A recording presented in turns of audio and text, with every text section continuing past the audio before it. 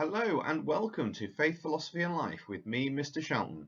Today we're going to be thinking about those times that maybe you've done something for the right intention, but it's gone horribly wrong later. We've been thinking about maybe an opportunity that you've had that you've meant to do good, but have ended up causing suffering. And you may not have intended it, but it happened anyway. And maybe it's happened to you that you've been really offended by somebody that you have known and loved or cared for, and they've gone and hurt you. Someone once said that it's better to have loved and lost than not to have loved at all. Well, is it really? And the question we're going to be thinking about today is, what solution is there to the problem of evil? And do those solutions actually work? Or are they just excuses that theists have as part of a theodicy? Now, we started looking at the logical and evidential problem of evil last time, but today we're going to think about some of the potential solutions to that. Before we proceed any further, I am going to offer a quick prayer. Obviously, learning this way is nowhere near as good as being in a classroom. However, it is what it is, and hopefully today will be a little bit of a recap for you. And maybe if you learn something as well, then that would be amazing. So without any further ado, can't do this in my classroom, over to the intro music.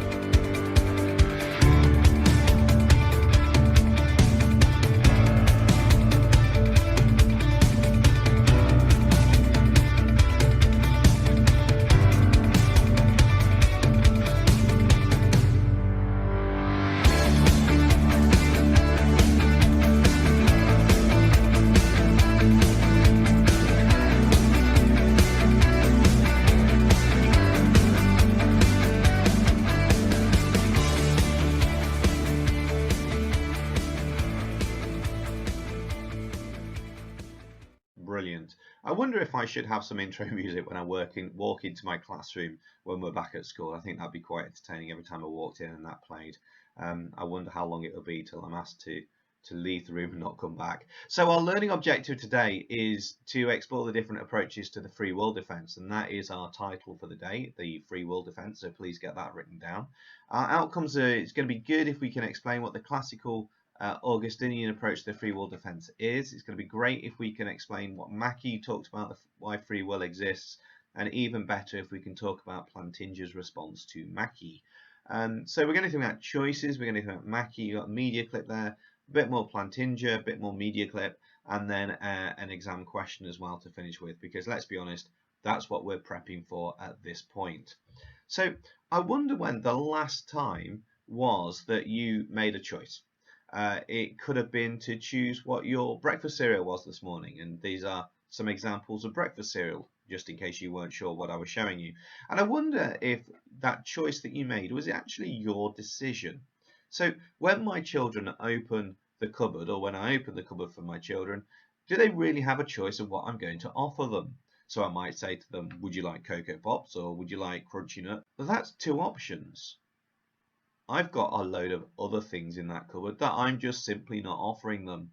So I wonder when they're making decisions, do they actually have free will to make those decisions, or are those decisions predetermined for them? And I wonder what decisions you've made today and what's influenced you to make those decisions as well. Influencing and decision making are very much part of the free will defense. Let me start with a little bit of a story. This is a picture of my son when he was tiny. He saw this photo when I was preparing this lesson, and he couldn't even remember that he had a cute, cuddly toy dog. So that just shows how long ago it actually was. Now, he was bought a balloon by his nana, and this is a photo of said balloon. It was one of those helium balloons. It was huge. It was much bigger than him at the time, and it was attached to a string, so it was floating high. And he did what any sort of toddlers or little boys do, which is they go across and they pull down the balloon. I find it highly amusing. They can let go of the string and it floats back up, and they can grab it again, it can float back up, and so on and so forth. Now, I want you to imagine that I am in the kitchen making myself a cup of tea. Now, I love making cups of tea. So I'm there making a cup of tea, He gets said balloon, pulls it down, and does what any toddler does, which is open their mouth and try to put their mouth around it. Now, he has spent the last few months growing his first little tooth. So there is his little tooth popping through, and you can imagine this little tooth about to go into the balloon, and you can imagine what will happen. Now in my house we had a marble hearth, which is a marble fireplace, the base of that, and you can imagine that if that balloon popped, mouth would fall onto that, and his poor little tooth would fall out, and he'd have a visit from the tooth fairy. Now, if I'm in the kitchen and I didn't know that this was happening, but I love him and I could rescue him if I ran, you'd understand why that balloon would pop. You'd say maybe I was negligent because I wasn't there, but by the sheer fact of me not knowing doesn't change the fact I was powerful and I loved him. Now, imagine for a second that I was someone who was, let's say, disabled, and I was sat in the armchair watching this happening. I loved him and I could see it was going to happen, but I wasn't powerful enough to rescue him. Again, you would understand why that would happen, and he would end up hurting himself. Now just imagine for a second that I'm not a nice person. I just don't love him. I'm powerful enough, I could see it happening, but I don't actually love him. I've never claimed to love him, I just don't. So you'd understand why I might sit there and drink my tea rather than try and rescue him. You might say I'm not a very nice person, but that's all okay. But if I was strong enough to do it, if I could see it happening and I loved him, the question then that you must ask is, why would I enable that to occur? Why would I allow evil and suffering to take place?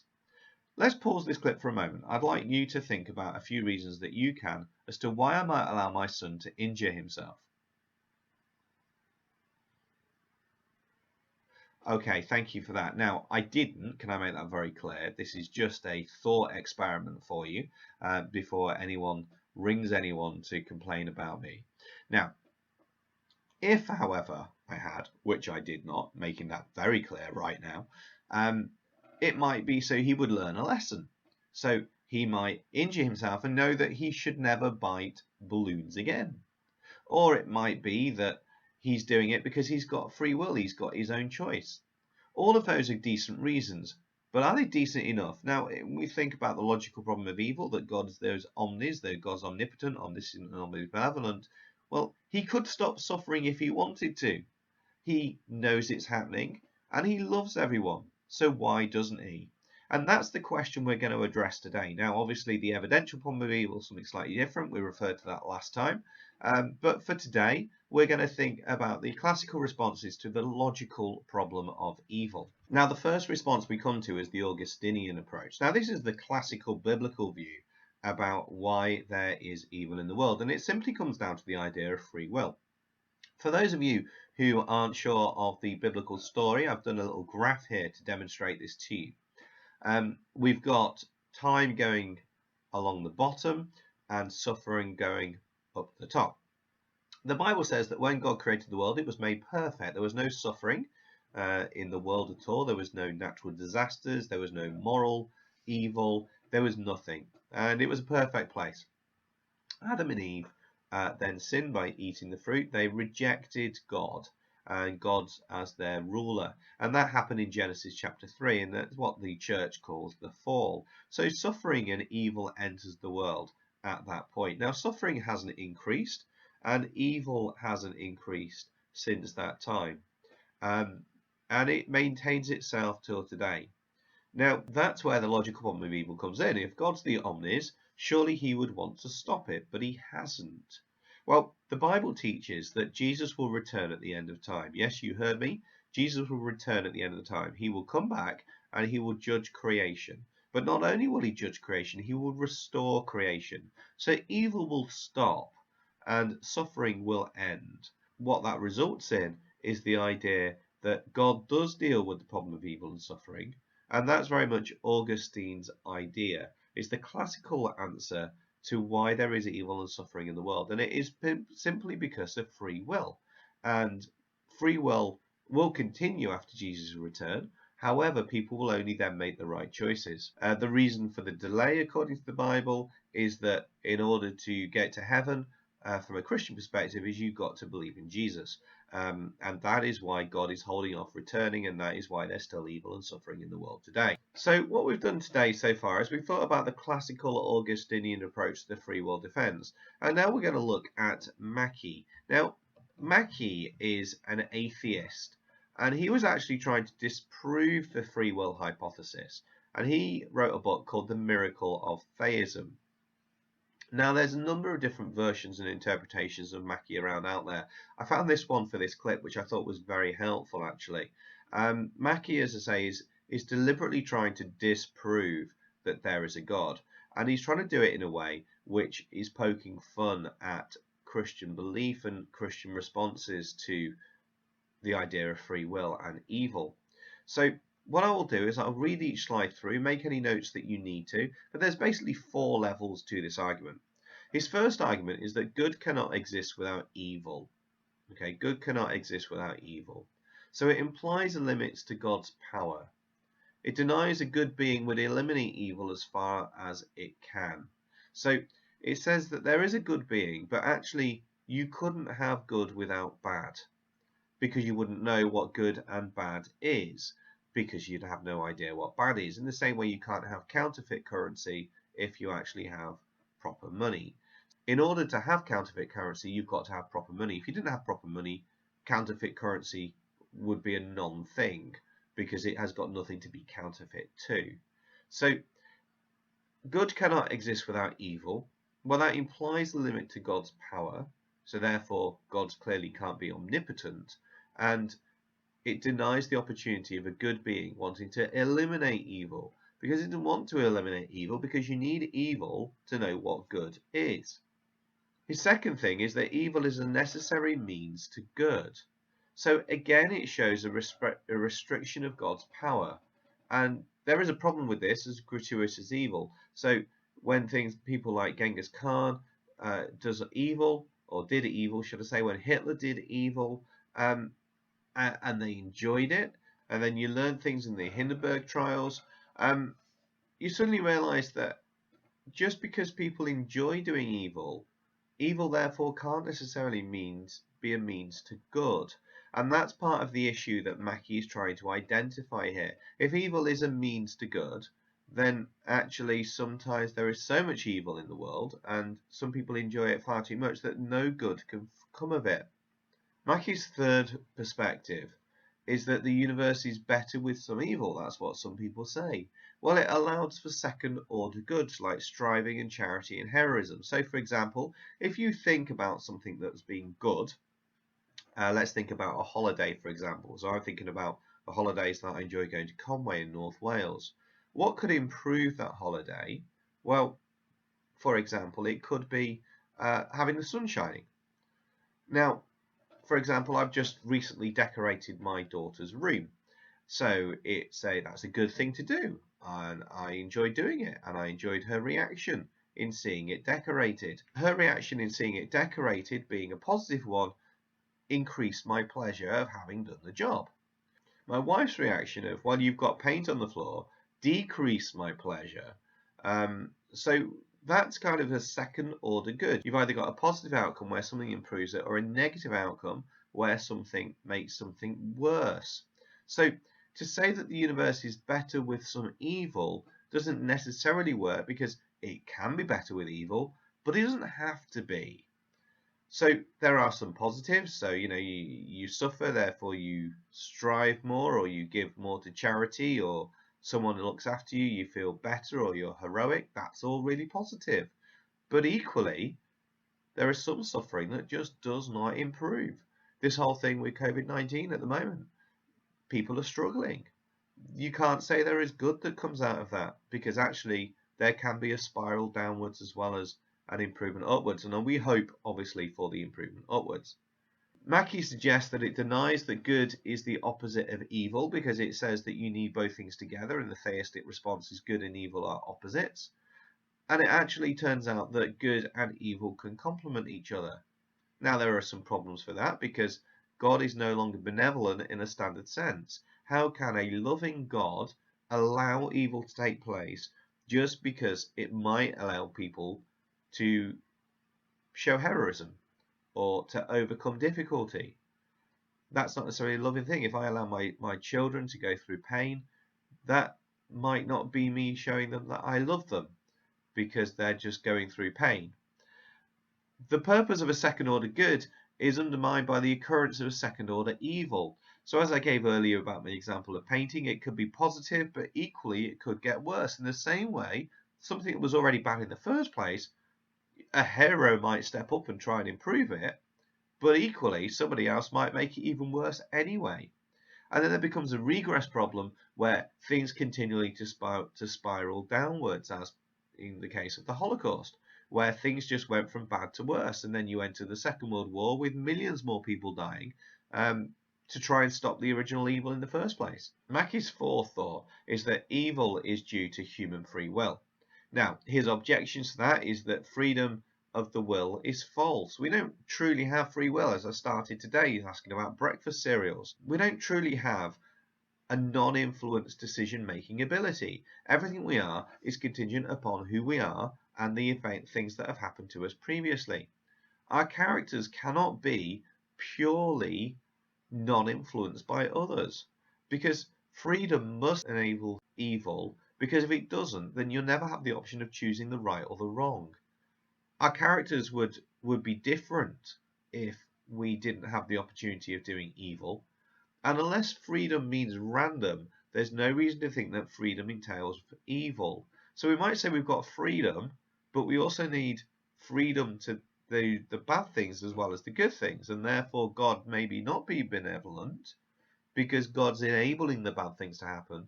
Whereas if he was omnibenevolent, he surely would want to stop it. So Mackie says this: an omnipotent God would want to have the best of both worlds. He'd want to have a world where there is a maximum amount of pleasure, and also a world where there's no pain or suffering, where people have free will. So a genuine freedom and the minimization of pain should be the ideal world that Mackie suggests that God wants. Mackie uses this phrase, and I think it might be good to pause this to get the key parts of this down. Mackie says this: God was not faced with the choice of making innocent automata, which is robots, and making beings who, in acting freely, would sometimes go wrong.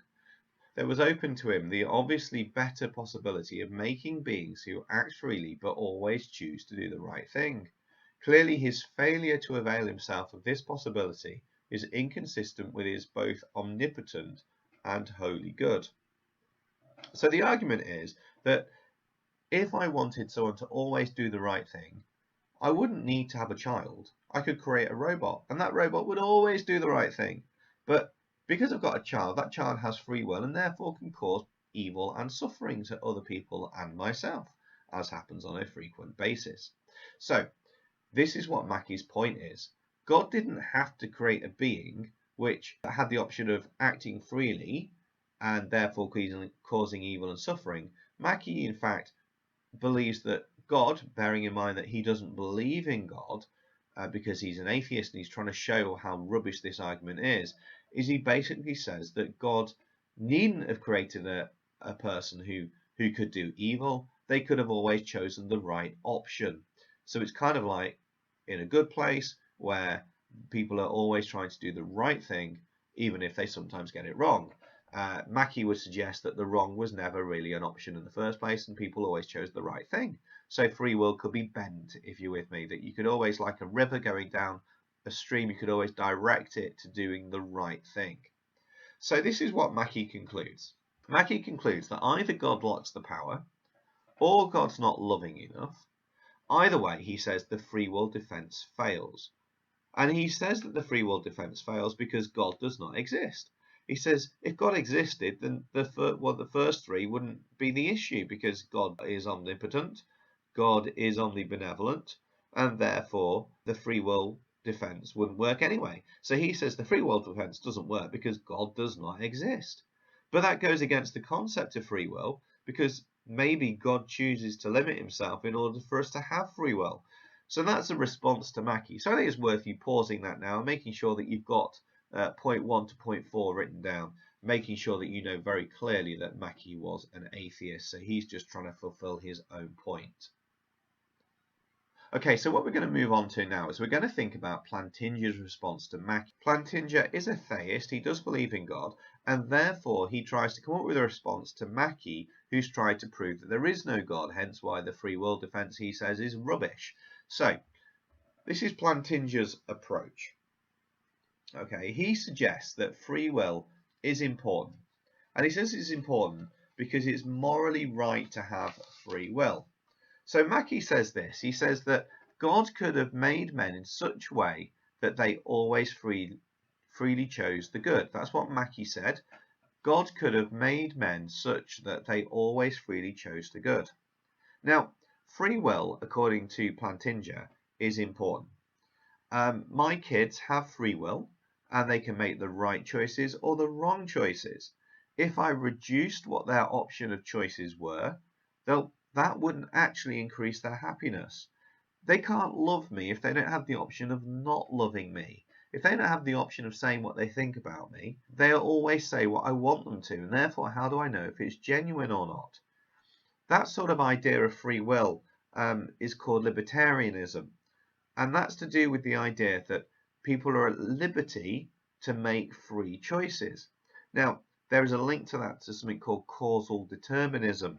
And causal determinism for a libertarian would be false. Now, causal determinism is the idea that you make the decisions that you do today because of a prior decision that's been made and your life history. So that's a cause and consequence idea. Think back to the cosmological argument. So free will, according to Plantinga, is absolutely essential. He is a libertarian. He says, therefore, that people morally have the right to have free will. Okay, it's morally right to give people the option of having free will.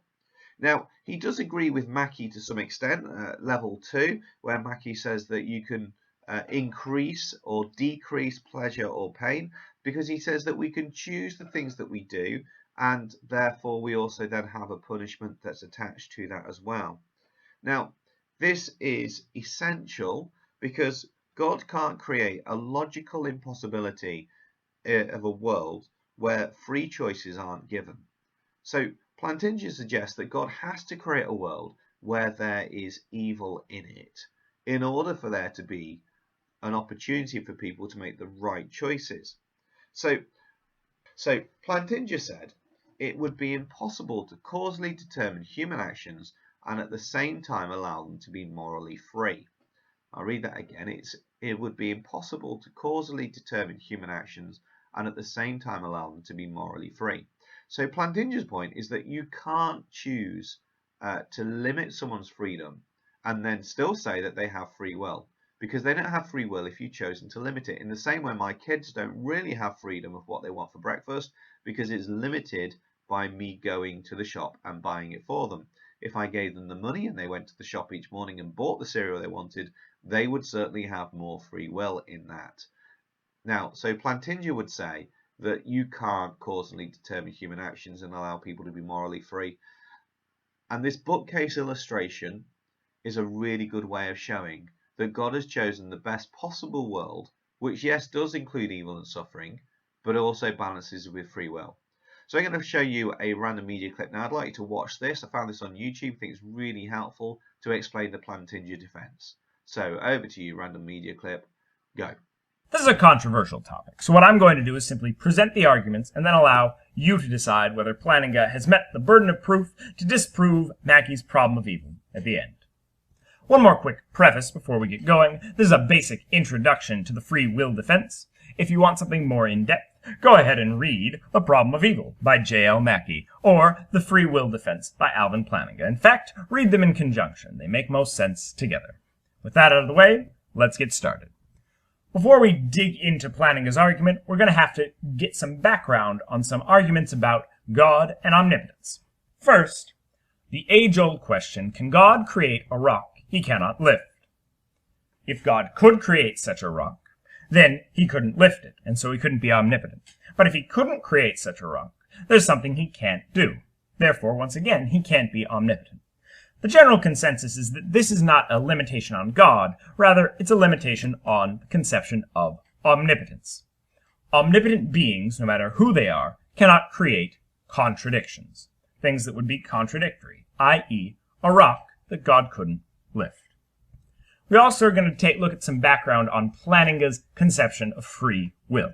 Remember, this is a specific conception of free will, and there's a lot of debate about this that I'll mention later.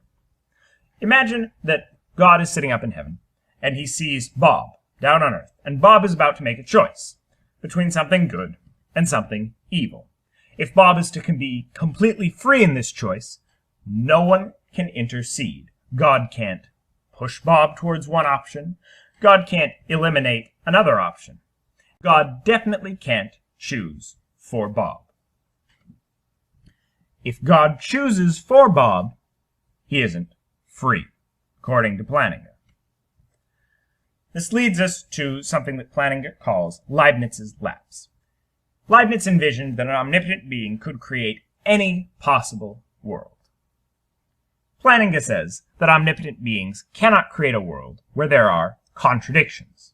And he also claims that a world where free beings always choose the good is a contradiction. Basically, a world where God forces you to choose the good is not a world where you are free. Let's look at this in terms of a story.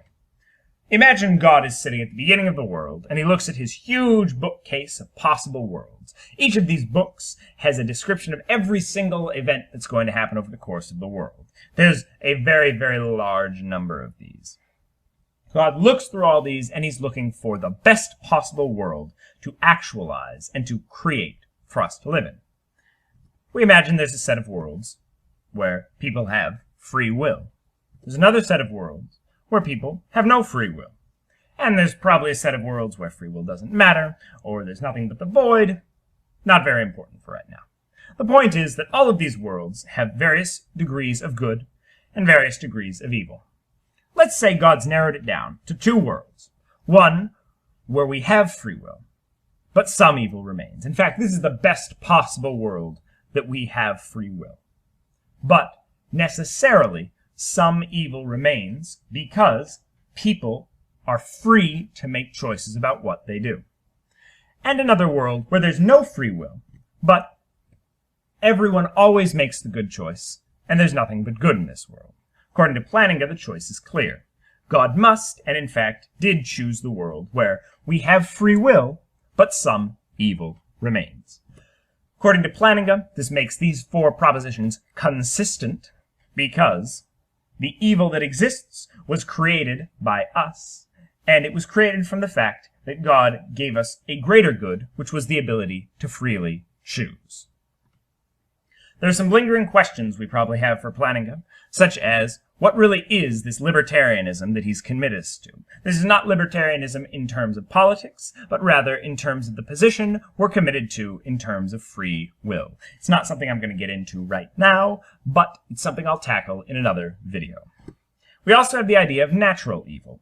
Earthquakes, hurricanes, and tornadoes seem to be pretty evil. They kill a lot of people, but they don't seem to really be a product of human choice or human free will. It seems God could have created a world without these things that would still have allowed for our free will. We also haven't tackled the evidential problem of evil technically, but that isn't really Plantinga's project here. That would be more the job for a theodicy, which basically tells a story of why evil exists in the world. The general consensus is that Plantinga has defended theism against the problem of evil, but he's done so at a cost. He's done so at a cost of committing us to libertarianism. To be very clear, this is not a proof of God's existence. This is a defense of God's possibility. Mackie launched an attack on anyone who believes in God, saying that God is not possible because of the logical problem of evil. What Plantinga has done is brought this back to center, left it as an open question about God's existence, which, as a good skeptic, is exactly where I like to leave most questions. So, I will leave you with a quote from a biblical scholar. According to philosophers, God, in making the world, enslaved it. According to Christianity, in making it, he set it free. God had written not so much a poem, but rather a play. A play he planned as perfect, but which had necessarily been left to human actors and stage managers, who since have made a great mess of it. Okay, so thank you for that. So I hope that was useful. I've just made a couple of notes here that I'd just like to mention to you. The idea is that nature has to have freedom in order for the laws by which it follows to work. So, for example, if God intervened every time we went to do something wrong, how would we learn from that? If we were going to, let's say, fall out of an aeroplane for some reason, and God stopped us and made us fly, then there'd be no consequence to our action. Or cars crashing, there'd be no consequence, and we could just drive our car at whatever we wanted to. The world does what it needs to survive. So, for example, earthquakes are needed because they're a result of friction of the Earth's tectonic plates. Volcanoes are needed because they're a result of releasing pressure from the magma underneath the mantle and the crust. So Plantinga's perspective is that these things occur, and yes, they're not ideal, but they are necessary to create the world that we're in to give us free will and freedom. We said that a good outcome would be if we could explore different approaches to free will defence. We've looked at the Augustinian approach to free will defence, and we thought about what Mackie suggests, and we thought about what Plantinga says as well. I think it'd be really good for us just to click to Plantinga for a minute, and this is the great man himself just speaking about his defence. Well, the free will defense roughly goes like this. God is omnipotent, but that doesn't mean that he can bring about just every possible state of affairs. So, for example, he can't cause it to be the case that I freely do something or other, freely give, say, $100 to my church. He can't cause me to do that freely. If he causes me to do it, I don't do it freely. So there are some possible states of affairs he can't bring about. It all depends on what I would freely do in that circumstance. So it's not up to him by himself, it's up to me too, what I would freely do in that circumstance.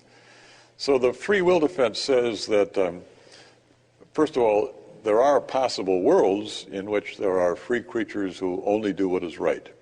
But maybe those worlds are ones that God can't create or can't. These are possible worlds that could conceivably exist. Right. Things could have been this way. It could have been that there were free creatures, human-like creatures or human beings who always freely do only what is right. But maybe those worlds are ones that it wasn't within God's power to make actual. So he couldn't choose to have those worlds be actual. And that would be, if that were the case, that would be because of what those free creatures would do if, in fact, God were to create them. So supposing he were to create Adam and Eve in the garden, let's say, well, it could be that if he creates them in the garden and leaves them free, they are going to do the wrong thing. And if that's so, then God can't make actual any of the possible worlds in which Adam and Eve are in the garden, but do the right thing. That's just not a possibility for him. Well, because if you have all these infinite number of different worlds, why wouldn't in some of them they do the right thing? Well, there are possible worlds in which they do the right thing, but it might be that if he were to, let's say, strongly actualize their environment, the world, the being in the garden and so on, then just as a matter of fact, they wouldn't do the right thing. As a matter of fact, they would do the wrong thing. Sure, there are possible worlds where they do the right thing in that circumstance, but as a matter of fact, what they would do is the wrong thing. Okay, hopefully you didn't get too lost through some of that.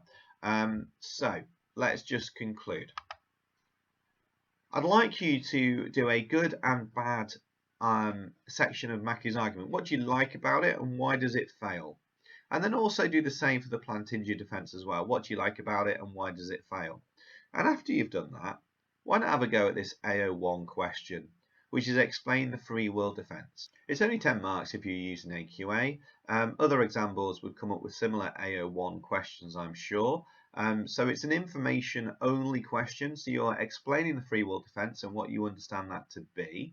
And I suggest that you leave that on the screen while you have a go at that. Again, email it into your teacher, send it to your teacher, let them have a look at it as well. So you're spending, if it's AQA, no more than about 15 minutes on this question, maybe 20 minutes at an absolute push.